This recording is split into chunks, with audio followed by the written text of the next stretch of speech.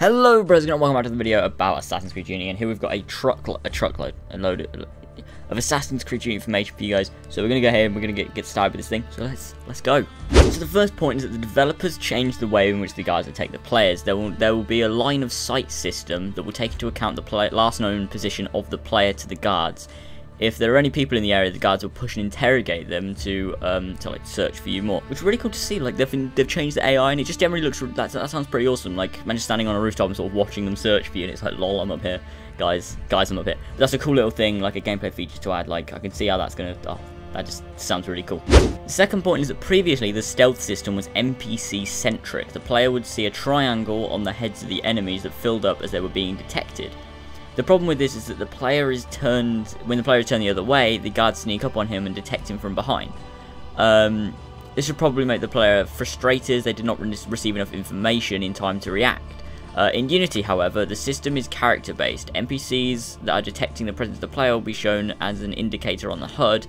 So it'll be shown like around the player. Like I've talked about this a little bit before. It's like an arrow pointing in the direction from Arno, rather than it being on the edge of the screen, sort of showing there's a guard over here, because that wasn't as easy. It's just a much better feature to sort of have in the game, I think. At the beginning of the story, the assassins for Arno will be a means to an end. The tragedy that occurs at the beginning of the game, in fact, will be caused by the Templars, and therefore Arno will be convinced that by joining the assassins, he will have more chance of stopping the Templars, which is generally kind of cool, you know. Like Ezio sort of was like, by joining the assassins, he could track down his father's killers. By Arno joining the assassins, he could track down his father's killers. But you know, that's a cool story, because AC2 was really good, and if they obviously do it, it's obviously going to be different, but it's going to have a sort of like a same sort of like basic storyline, which is really cool, because like that was a cool story. Like it was just fun to play, and revenge stories are always more fun than fighting for freedom, a bit like Connor, because that was just boring as hell. But you know, that's a really cool storyline. Tell me what you guys think in the comment section below. The co-op missions will last approximately 30 to 40 minutes, and there will be 11 in total. The player can choose when they want to do them, because each story is standalone. So does that mean 30 to 40 minutes of like a whole story? Like, so you start one Brotherhood mission, and it's like a mini story. Like, I think that's kind of what that means, and that's really cool. Like, can't wait to play some of those with you guys. It's 11, so we can replay some of them, like, you know, because obviously I'm not going to be able to play with everyone if I just play the 11 once, and obviously I want to play with my friends as well. So, you know, that'll be really cool to see, to do, and to have fun and play with you guys. So, yeah, tell me what you guys think in the comments below.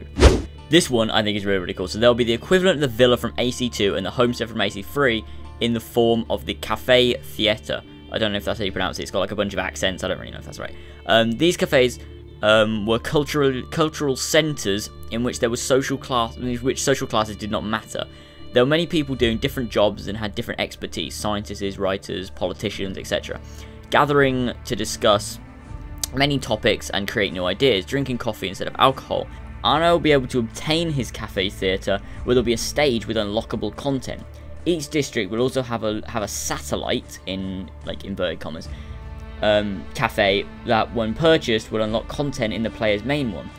One of the satellite cafes is unlocked. Some missions will be unlocked too. So when you like unlock a cafe, some missions will be unlocked. Sorry, I read that a bit dodgily. These missions, when completed, will change the crowd's ecosystem. There will be less extremists and more regular people.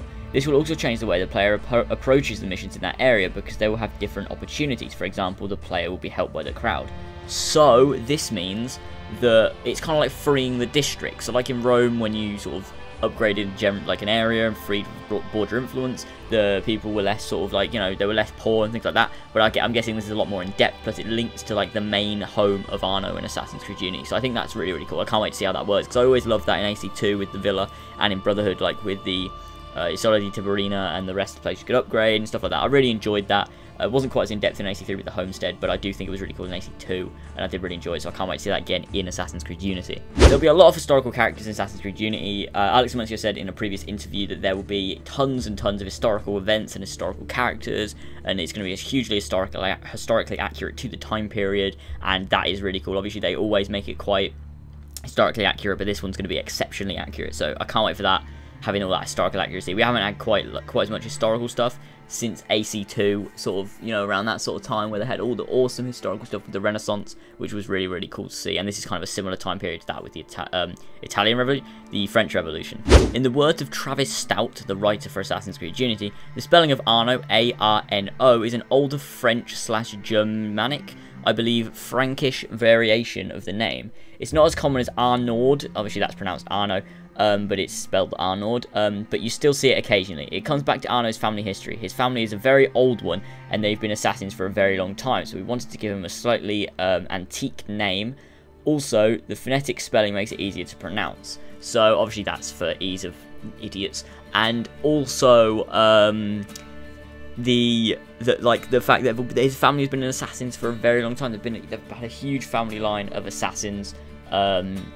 Must be dating back for a pretty long time, which does give sort of an opportunity to maybe to sort of look into the French history more, possibly, if they wanted to. They know there's assassins in the past. They could possibly go back quite a way to see more assassins from that time period, and sort of see what they have to offer from the game. Arno is very devoted to the assassin order as an ideal, but at the same time he is not impressed with the weight of the long mystical tradition and ancient rhetoric as some of the other assassins. He likes to think of himself, and he likes to think for himself and make his own decisions. He isn't the type of person who will believe something just because someone tells him to. And this, right, is something that I was talking about previously in different videos. So, you know how he's like going to join with Elise? They're going to come together. Maybe they're kind of like opposite, like the same, but they're opposite. So, Arno's the assassin, Elise is a Templar, but they're kind of the same sort of characteristics. They have the same characteristics, so they don't follow like they're all like. I can't explain it, but like, you know, they think for themselves, and they don't necessarily want to follow, like, oh, the order's been like this for a really long time, so we should do that now. Like, they want to sort of, like, change the way the sort of assassin and Templar order thinks, but obviously they can't achieve that because it's obviously not actually like that.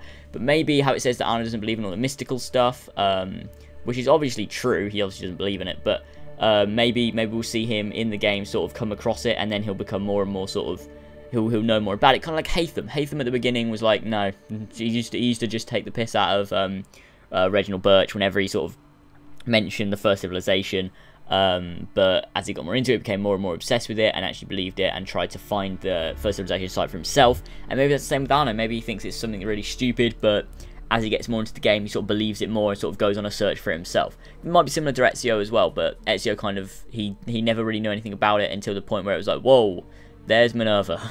But yeah, kind of similar to how he sort of started seeing like the apple and being like, holy shit, Mario was right, you know, that kind of thing. But yeah, it's cool. Like, I wonder how that's going to play out in the game.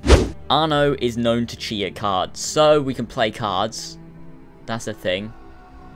We can play cards, which is really cool. I wonder if that's like a way of getting money. It probably will be, and I wonder if there's other mini games in the game similar to that, because we had like that chess sort of checkers game we had before in Assassin's Creed 3. Don't know whether that was in AC4, but it was definitely in AC3. Never really played it much. I didn't really understand it, but in like playing cards, that sounds really cool. Like getting to play some poker and some blackjack or something like that. That'd be kind of cool. Just to kind of take a break and have that sort of RP element in there, which is really cool. Something else I want, talking about RP elements, is I want the ability to lower your HUD just whenever, just to kind of like press a button and be like, the HUD is lowered. That would be like the best thing ever.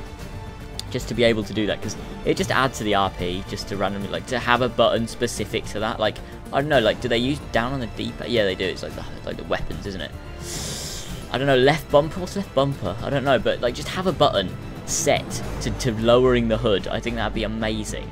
It'd just be so great. Like, just please, come on. You guys are with me on that, aren't you? I know you are. A few people have said about it. We've said about it ages. Like, just please have an ability to lower the HUD. Arno is a very well-educated young man. He was raised in a noble household and had access to tutors and books, so he's very well read.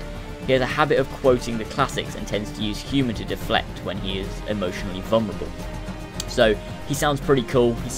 That sounds like pretty awesome. It sounds not similar to many assassins we've actually had before, I don't think. Like, he is noble and stuff like that, and he's very well sort of, he's classy. Like, Ezio was a noble, but he wasn't the classiest person in the world. But I'm guessing Arno is. He, like, you know, he's read all these books, he knows all these like classical quotes, you know. He's very intelligent, so he can sort of like, I'm guessing that's going to make him quite witty against his opponents. Like, he can obviously make jokes and things like that. And it's also said that he's going to be very sarcastic, a very sarcastic character. So that's kind of cool to see, like, how that's going to work in the game and all that kind of stuff. So that's really cool. Tell me what you guys think in the comments below about anything I've stated in the video. So that's what you guys. I hope you did enjoy this video. If you did, be sure to smack that like button, because that'd be absolutely amazing. Comment down in the comment section below about anything I've talked about, and subscribe if you are new to the channel.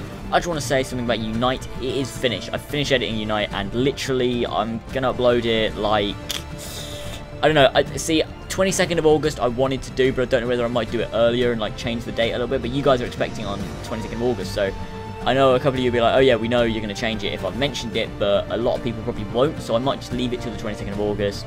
But yeah, again, I still don't know, so we'll see what I do, we'll see what happens. I do really want to get it out because it is really, really cool, and I'm really excited for you guys to see it and to see what you think. Be sure when it comes out to share it and everything, you know, send it over to Ubisoft, try and get them to see it and see what they think, because that'd be really cool. Like, they watched Defy and they were like, yeah, this is awesome. But yeah, hopefully they'll be able to see Unite, and hopefully we can beat the views we got for Defy. I really, really hope we can. I think we can do it, guys. So when it comes out, be sure to smack that like button on that video, share it everywhere you possibly can, and, you know, download my Bandcamp link in the description. You don't have to, but I mean, it's cool if you do. It helps me out, you know. So thanks for watching, guys, and I'll see you next time. Bye. The wolves kept tumbling down, raining fire from above. Great crowds charge over the hills, but the city's had enough. But if we turn and fight, does it almost feel like we will never fall? And if we unite, we can take this fight straight to the castle wall.